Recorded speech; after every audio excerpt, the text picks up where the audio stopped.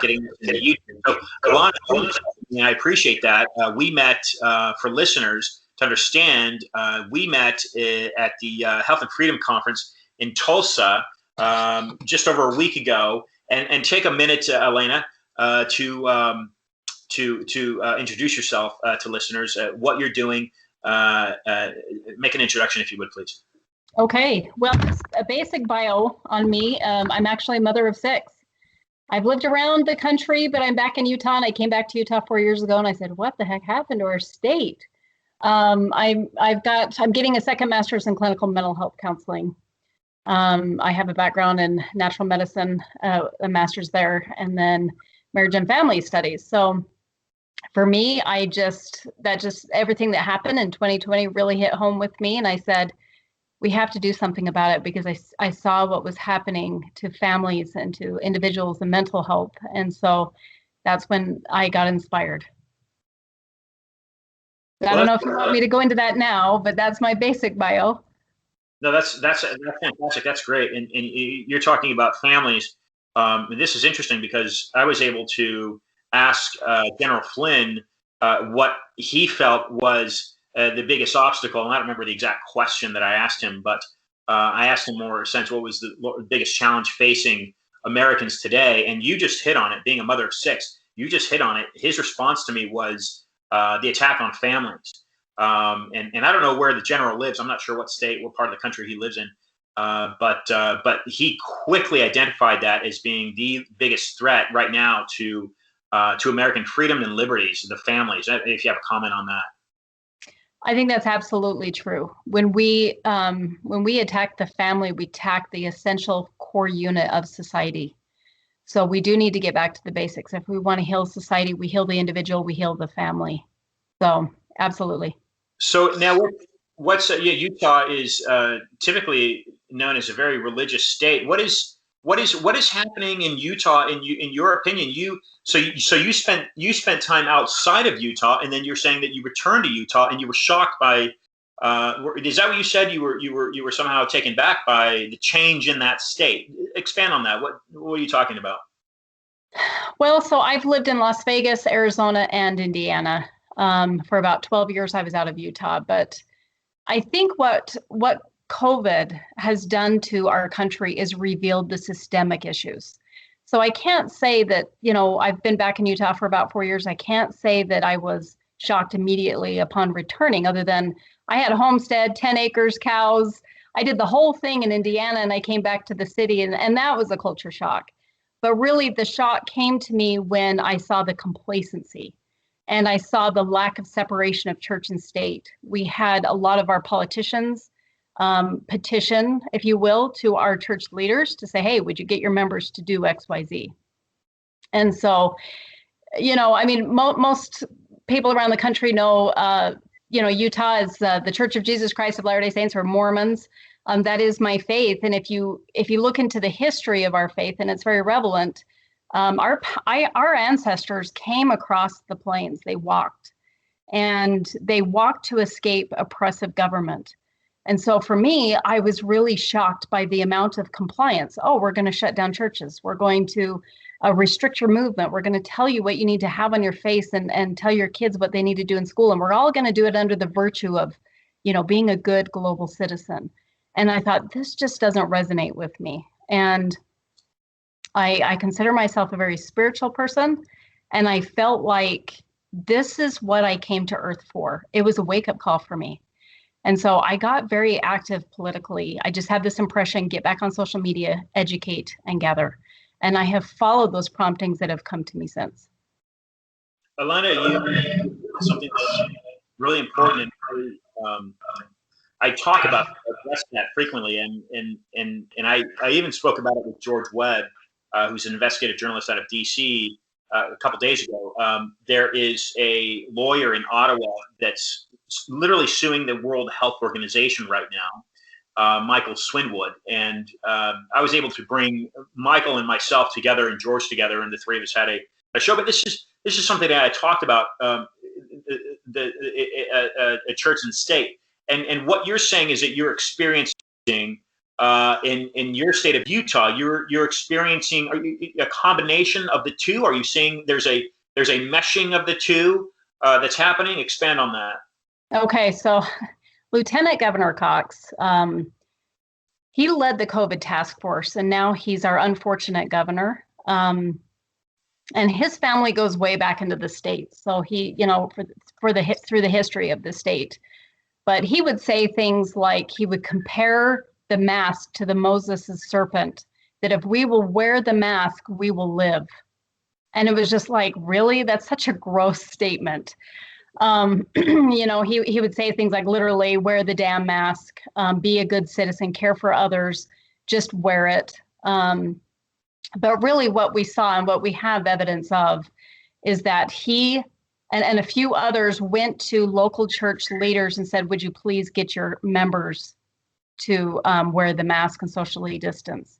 And so there's, other churches haven't said anything, but the Church of Jesus Christ of Latter-day Saints kind of came out with some statements just for Utah, right? Because only Utah is worth saving. I mean, we're a worldwide church, but Utah got the letter that said, we ask you to wear masks, we ask you to be a good global citizen. And I thought, wow, that's very contradicting, because the very fundamental element of our faith is agency. We believe that we came here to defend agency, and that the adversary wants force, coercion, fear. And we believe in faith and choice and personal responsibility. So to me, I just thought, wow, there's some misguidance going on. So. Yeah. And that's really contradictory to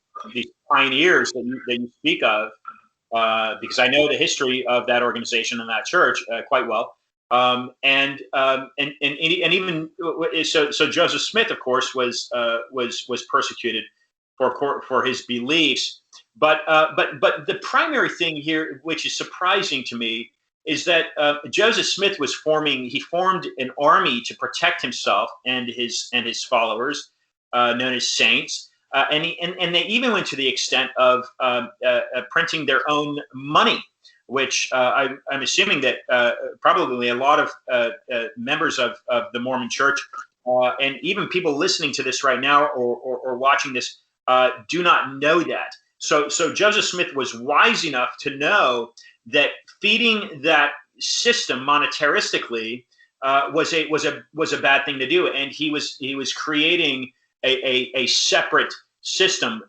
If people look back in history, this is the same reason that Abraham Lincoln was assassinated, and it's the same reason that John F. Kennedy was assassinated. This is my view. So this fellow Cox, the lieutenant governor, he was successful in persuading the leaders of this organization, of that church, to comply with his wishes. Where is he getting his mandate, or who's influencing him, do you think? Well, it's interesting. So Governor Herbert, before Cox, in August 6, 2020, came out with a statement that he received Rockefeller money for PPE equipment and joined 7 other states to get PPE equipment within the schools. And that's a huge red flag. Additionally, Cox, when he was campaigning in his primary, we have evidence. I have a file of everybody who was donating to him during his campaign. And the National Education Association was donating to Cox. And we have a record of $75,000. The NEA does not just give away that money. And as far as we know, that was more than Pelosi and Bernie combined. Like, there was a real agenda to get Utah to embrace the ideology of the NEA. And for those that don't know what the NEA ideology is, it's the whole extreme left, gender neutralization, abortion's okay.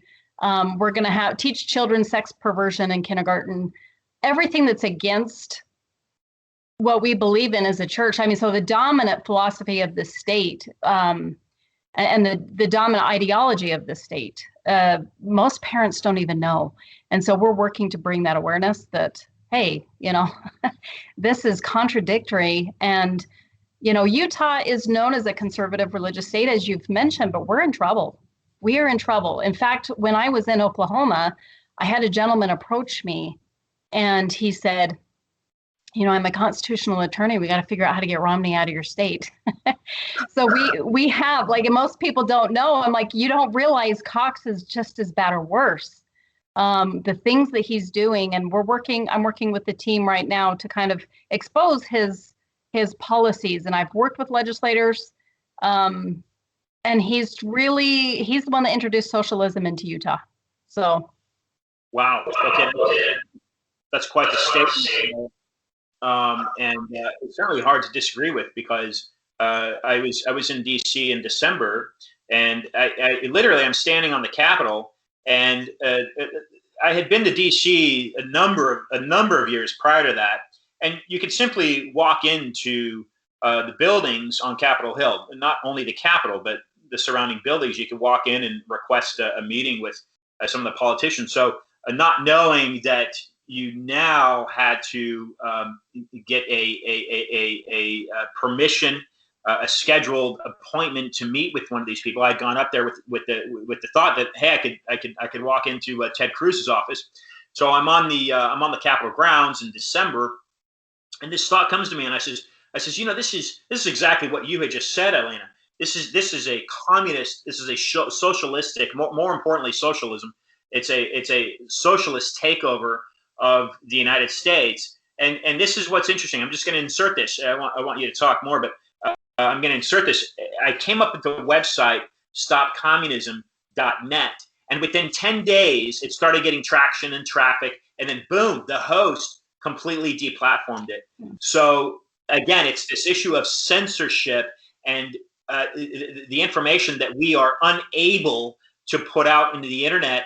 The reason I wanted to meet with Cruz, and I continue with conversation into his camp, is to try to get some of these laws changed, because in my view, banning a sitting president from a social media platform, i.e. Twitter, precisely Twitter, is a complete infringement and violation of his personal rights to freedom of speech and even freedom of press. I think the two of those are intertwined in that manner. But talk a little bit more about this socialist impression and influence on Utah and its politics. Name some of the people that realize this is happening and that are speaking out. And then my question to you, Alena, and then I want to get into what you're doing with the sheriffs. But my question to you, Alena, is has the Mormon Church, because again, for listeners, the entire state of Utah was settled by Mormons. It was an unclaimed territory by the Spanish, and when the Mormons had settled there, and I believe it was the 1860s, I might be wrong, it was a state that they formed and created. So this is a very industrious people that work very hard, and of course hold biblical values and Mormon values dear to their hearts. So a lot of what's happening, like you're saying, I'm echoing this for you, is very contradictory to the standards that built this impressive church.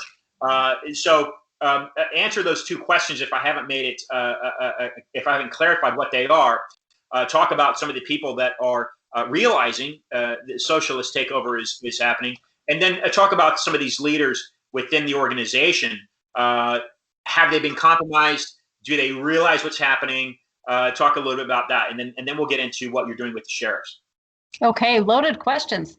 As far as the Marxist agenda, if you read the Communist Manifesto, then you start to see patterns. And I don't believe it's just Utah. I don't believe Utah is just the only isolated one. I think we're unique because our entire history, like you said, was escaping an oppressive government. I mean, we have quite, to be in the 1800s and to have all the violations that happened in our faith, in our religion and organization, church, the church, is just rather shocking. But I would have to say that this is a widespread agenda. Kamala, didn't she just come off with saying that she wants to extend school from 8 a.m. to 6 p.m.? I mean, really, she's trying to get rid of the family. She's trying to get rid of the family influence and have the state own the government.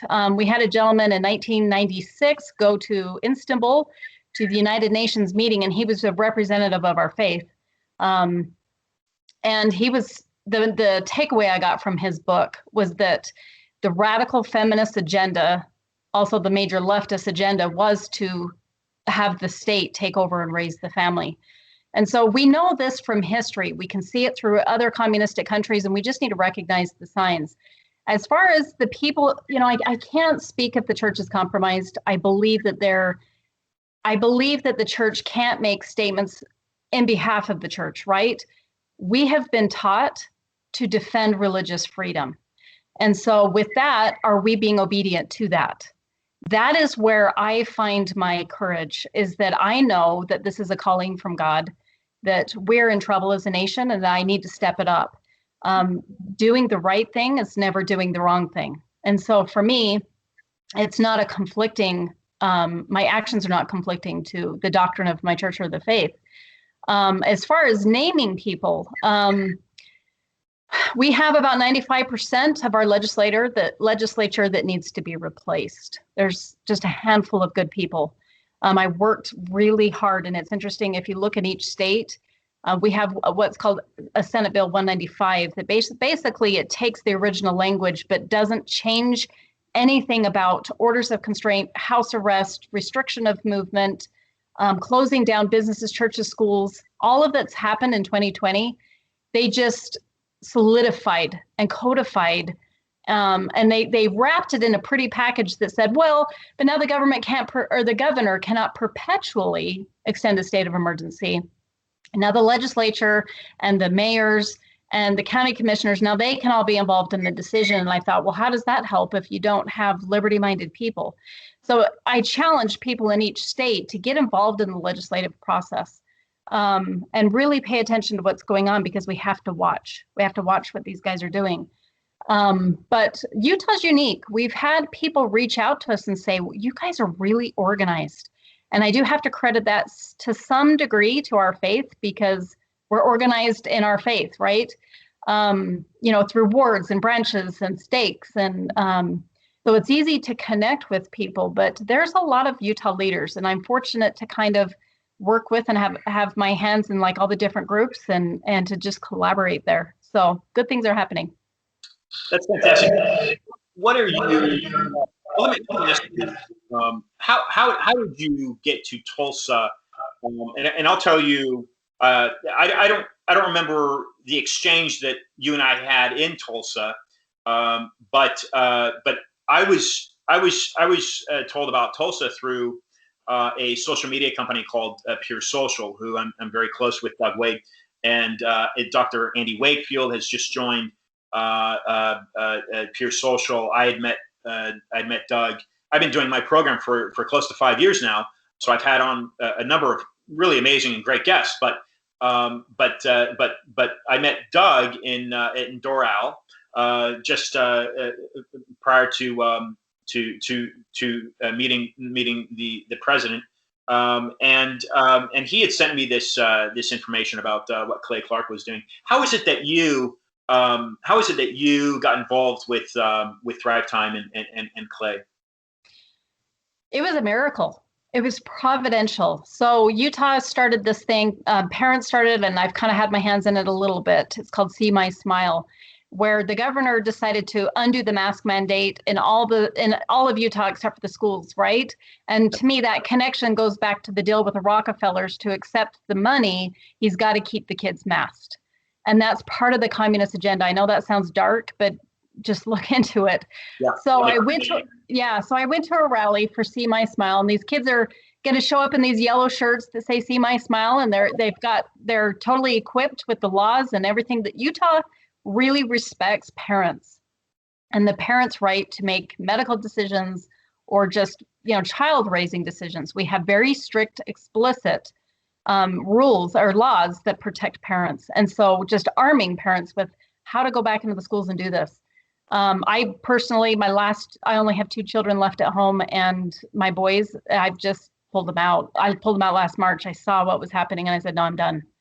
I recognize, I see it for what it is. So they've been home. But anyway, I met this woman. She donated shirts all across the state. And she said, she just made the comment, yeah, I have this extra ticket to go to Tulsa. And my friend that works with me, she knows how much of an activist I am. And she pushed me in front of her. She says, you've got to take her.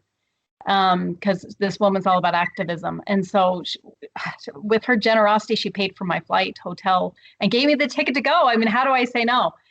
So I made a new friend, and with her, because of her, she has a case that I can't blow the lid off of. But the case that you want to talk to me about with the sheriffs involves her. So I met you in the back room with the attorney Thomas Rhett. And we met with Lynn Wood. And because of her case, I was able to get in the back door to a lot of these people in Tulsa. So. Okay, fantastic. We can talk a little bit about that. Let's push that further along here. We'll get to that in a minute because I've watched your video. So we'll get to that. But I want to talk a little bit more about the Rockefeller influence. So, the Rockefellers, of course, were brought up on antitrust lawsuits, and Rockefeller, the Standard Oil was in 1912. A year later, the Federal Reserve Bank passes, which is arguably it's a non-constitutional bank per Article 1, Section 8, because it gives the power to print money and coin money to a private banking organization, which is contradictory to the Constitution that gives that power to Congress, a vote of Congress. So that's wiped away. There's interesting links between Rockefeller. When I began my program with Linwood Radio in 2016, I had found an influence that the Rockefellers had on the Zika virus. So 2016, South Beach, we're being told that we need to spray ourselves with DEET, and they're spraying the air. Planes are flying and spraying the air with a neurotoxin out of known as NAILID. Well, there was a link between the Rockefeller Foundation that they own, and this is current day. They own a patent on the Zika virus, which was discovered from a monkey in the Uganda forest in the 1940s. But they also were the largest shareholders of the Chevron Chemical Corporation that was producing through a trade with Vanguard out of Los Angeles. Then in 2016, NAILID or Dibron, the two names are interchangeable as trade names. So this is a known neurotoxin out of Sweden, studies out of Sweden that's shown to cause microcephaly in developing babies and pregnant women. And Ricky Rosselló, the governor of Puerto Rico at the time, rejected a shipment of it from the World Health Organization. So here's the World Health Organization again coming up on the scene that basically controls the CDC, Tony Fauci, and then this fellow in Canada. So a lot of these things are kind of filtering back to Europe, and Americans, I think, more and more are saying, "Oh, wow, interesting." What is your personal take? Because again, you're concerned, obviously, about what's happening in the schools. What is your personal take? Have you made any links between the Rockefeller, any type of Rockefeller Foundation or agenda? And I know it's simply listeners and viewers can go to their website, the RockefellerFoundation.com, it might be. Just type it into any search engine, you'll get it. They have a 100-year forecast as of like 2012. They have a 100-year plan of how they want to see global healthcare take shape. This is a major concern for Americans, and it should be a concern for everyone in the world. That type of power, and now it can have a monopolistic control and governance over people. But what is your personal, Alena? What is your personal view? It sounds like you don't believe the masks work. And what about the vaccines? Your personal views on vaccines, and we continue to push this up, and then we'll talk a little bit about this case regarding the sheriffs. I had somebody give me that document of the Rockefellers' vision, and I kind of skimmed through it. And the problem with these people and these people with the agendas, they're just quite right out open with what they're doing. I mean, we had Gates on, what was it, a TED talk about wanting to, reduce population. I mean, you don't have to look hard and deep. I personally, I know of the rabbit holes. I don't go down them a lot because I'm more of I want to take action. I want to do what I can control doing. And so that's where my focus is. But as far as the masks, I think there's a twofold question to that. Do they work against the virus? They haven't been proven to, but we have proof that it is causing physical damage in the face of even facial acne, staph infections. We have evidence of, lung issues. I mean, obviously, we've never masked a population like this. So talk about the Nuremberg Code, we're just experimenting on people at this point. But Additionally, what is it doing to mental health? And that's the bigger question I want to ask, because we can all relate that when somebody is masked formally to 2020, that was a clear signal that somebody was autoimmune compromised, under treatment, and to stay away. So to me, it's keeping people away from each other. When I'm finishing my master's degree, and do you know how many times they talk about look at the human face, make connections with the facial expressions, read body language? That's mostly where we get communication from. In order to have a good foundation of mental health, we need human connections. And so the idea of just staying away from people, I think that, again, it's a twofold question on health, because everybody's neglecting mental health, right? So as far as the vaccine, I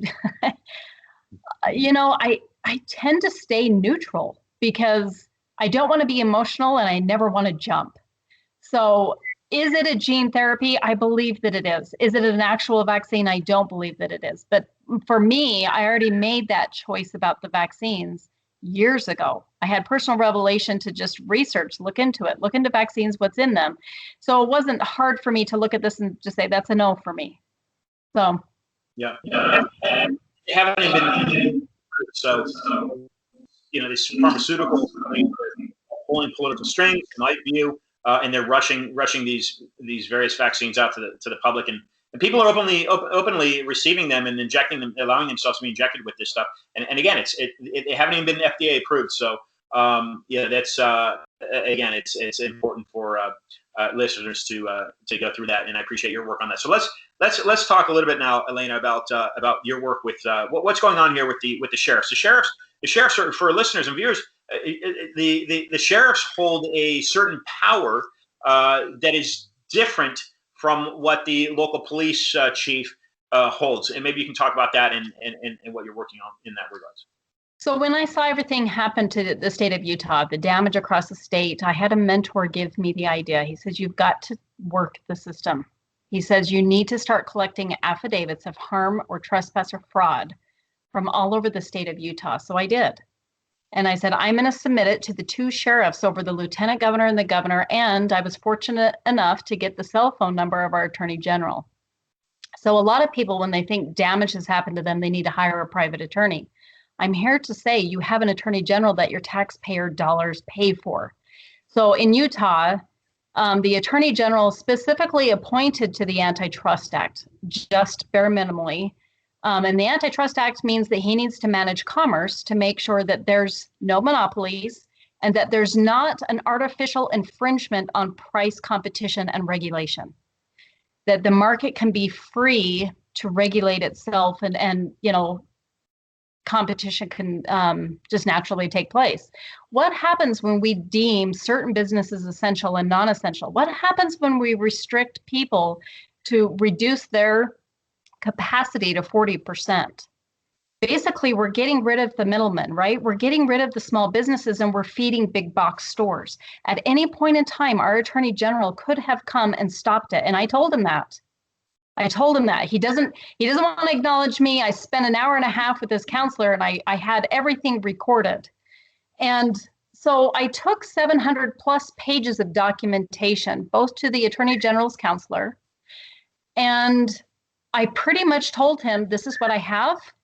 There's several damages. Here's the evidence of suicide, high risk, lost businesses, physically damaged, emotionally, mentally, psychologically damaged, and a deprivation of rights, natural rights. I want this case submitted. And I said, if you don't do anything, I says, keep in mind, we as a people back you up. You will be an American hero if you can step this up and do it. Let's make history. Nobody's ever gone after their governor before. I'm here to do that. I'm here to push the system. And I'm here to ask you to do your job. I said, you have all the support of the people, but if you don't do it, I go public. And so that's what I've done. And it's through people like you that get them very nervous. When I was on with Stu Peter with 72 million followers, I sent that link to them. So back in December, well, let's rewind. Back in October, I had a conversation with the Utah County Sheriff that was over our former Governor Herbert, and basically told him what these mandates were doing to my family, what they were doing to neighbors. And I was a witness to what was happening in society. And I said, I want an arrest. How can we do this? And he just, well, I don't know. I don't want to go rogue. Who's going to prosecute this? Let me see what I can do. And it took 2 months to get into him, December 21st. By this time, I had all the affidavits. Not all of them, but I had a big portion of them. And I laid them out on the desk. I was in front of him and 2 investigators. And I quoted Federal Code Title 18241 and 242, which both of those, in essence, say the government cannot infringe on our natural rights through force, coercion, threat, intimidation, fines, none of that. Well, that's exactly what has happened. And they said, well, we can't deal in federal code. Do you have like a Utah code? And I said, look, I'll go home and I'll find some codes for you. But let me tell you something. I have everything laid out on the table here for you. If this is not enough, I will find whatever you need. I will find it because it's out there. There's been enough damage across the state. I will find it. You just tell me what you need. And so I left and I spent Christmas vacation reading the 417 pages of Utah Criminal Code. And I was in a fortunate position because I had just read and PDF'd all of the affidavits. And so I found and recognized, oh, there's a criminal code for these affidavits. And I combined 30 pages of violations. So then first part of January, I submitted them to the 2 sheriffs. Now, the Utah County Sheriff, the Sanpete County Sheriff that is over now our current governor, he was the lieutenant governor, that sheriff jumped ship midterm and took a job with Cox, now the current governor. So the Republican delegates had to hurry and appoint a new sheriff. So his case is a little bit delayed. But I'm going to say that there was a gross neglect on both sheriffs. Sheriff Buchanan in Sanpete County ignored me for weeks. And it wasn't until I submitted him the link of Stu Peters that he finally gave me a case number, and so did Utah County after months of asking for one. So what I have and what we need to do is our government, the important thing, the message that I have, the overarching thing that I want Americans to know is that we have a system and we're at a precipice where we have government on one hand, and we have people on the other. And government can act tyrannical, right? Who defends us? Right in the middle to mediate is law enforcement, because they need to uphold law. The sheriff has the highest authority, law enforcement authority in each and every state. And so I ask, why has a sheriff not arrested a governor across America yet? They've broken their oaths. We need to raise the bar. I love law enforcement. We need law enforcement. My message is that we need to sustain, but I only back the blue as long as they back their oath. That is important. It's important that we as a people get educated, because I do believe that, and as I was working with legislators at the Capitol, how many times I talked to Highway Patrol, what is your oath? Where's your loyalty and allegiance? Does it fall on a governor who's given you commands that are unconstitutional, or is it with the people to defend and protect their rights? Where do you stand with that? How do you decide? And almost every single one of them says, I'm just doing what I'm told. That is a scary position to be in, because if our government decides to continue to do things to the people, who is going to mediate? If we don't have law enforcement on our side, we're in trouble. So that is my message. That's what I'm pushing through. And it's about to get good, because the more exposure I get, the more people I get behind me, the more pressure I put on these sheriffs. And where are you right now? Do you want to name names that listeners can help identify with? Who's kind of the frontline warrior right now to make this happen for you? Well, I have a good team and group behind me, but it's mostly me. Like I'm the one that came up with this. Well, aside from my mentor, and I'm just the one that keeps pushing it. I'm about ready to go in and have conversations with these sheriffs, because they're not really answering me anymore. I have asked Utah County Sheriff, Sheriff Smith, I said, look, I had a conversation with you last October. Any other citizen, you would have gone to the home of that resident and said, there's been a complaint against you. Does he know there's a complaint? Does he know there's a case against him? What have you done to detain him? And back to the original statement of, I can't go rogue. Yes, you can. You can go rogue. That doesn't mean that a DA is not going to decide to prosecute the case, but a sheriff's responsibility is to arrest. Somebody at somewhere has got to step it up and do their job. And we need to get the message to the sheriffs that we back them.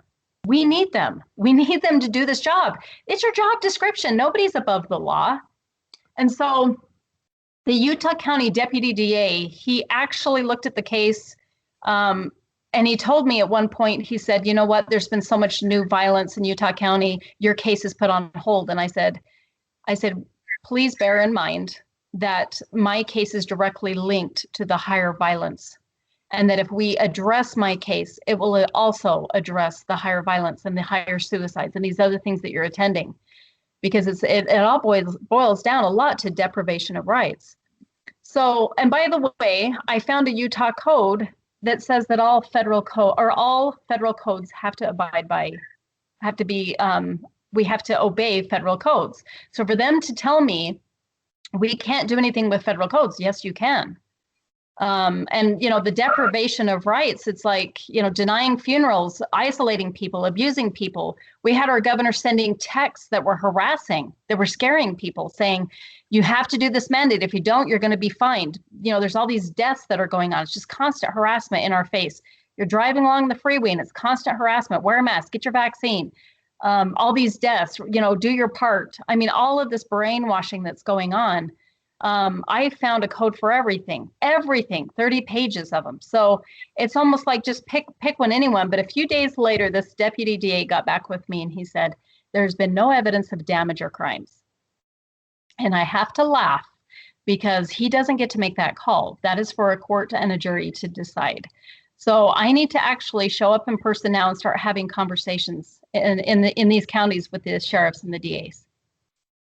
Well, you're trailblazing. Unfortunately, I have to use that term because you're not really trailblazing. The trail is already there. It's just that it's being corrupted. The road needs to be paved, and it's not being paved because it's already there. These are laws that are not being adhered to.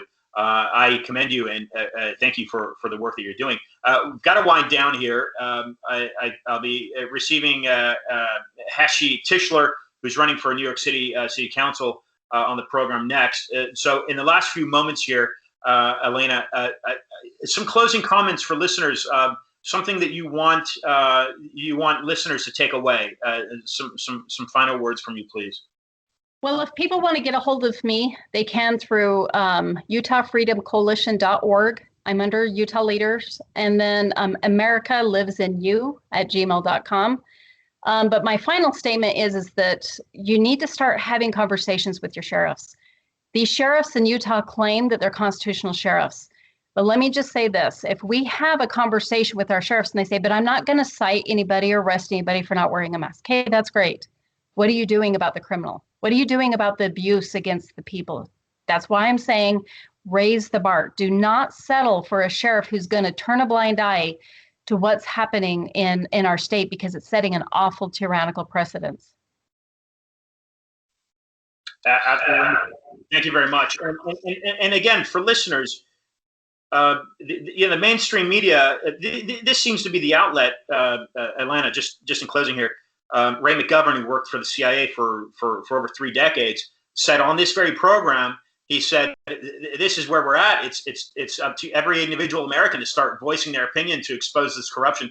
And that's what you're doing is you're going to these different platforms like the one I've created to get your message out. But we also need to hold these mass media platforms accountable as well. So I look forward to staying in touch with you. And I'm going to send you some information right now. And I look forward to having you back on the program. Thank you. Ladies and gentlemen, Alena Ericksen. It's Alena. Thank you.